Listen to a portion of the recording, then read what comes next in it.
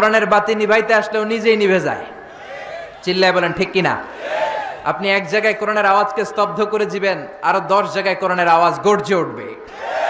আপনি এক জায়গায় মুফাসসিরকে আটকায় রাখবেন, 10 জায়গায় মুফাসসিররা ইসলাম কায়েম করে ফেলবে। এক মুফাসসির কারাগারে তো লক্ষ মুফাসসির ঘরে ঘরে। চিল্লায় বলেন ঠিক কিনা? ময়দানে ময়দানে মুফাসসিরদের হক কথাগুলো আছে না নাই? ইসলামের কান্ডারি আজও বাংলার জমিনে আছে না নাই? সিংহকে জেলেবন্দি করলেও সিংহের বাচ্চাগুলো আছে না নাই? মনে রাখতে হবে, সিংহের বাচ্চা হলেও সেগুলো সিংহ, সেগুলো বানর নয়। সিংহের বাচ্চা হলে সেগুলো সিংহ, সেগুলো শিয়াল নয়। সিংহের বাচ্চা যেগুলো, সেগুলো আর একটা সিংহ। চিল্লায় বলেন ঠিক কিনা? সময় মতো ওই সিংহের গর্জনে পুরো বন কেঁপে কেঁপে উঠবে। চিল্লায় বলেন ঠিক কিনা?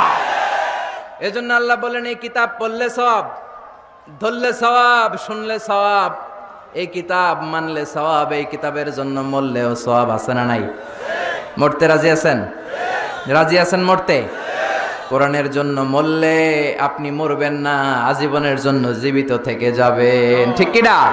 ওয়ালা তাকুলু লিমান ইয়াকতালু ফি সাবিলিল্লাহি আমওয়াত বাল আহইয়াউ ওয়ালাকিন লা তাশউরুন।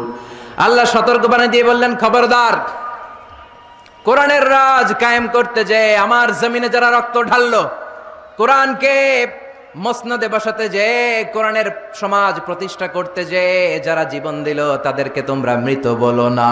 সুবহানাল্লাহ! তারা জীবিত। কিয়ামতের দিন তারা সবুজ পাখি হয়ে জান্নাতের আনাচে কানাচে ঘুরে বেড়াবে। চিল্লায় পড়েন আল্লাহু আকবার।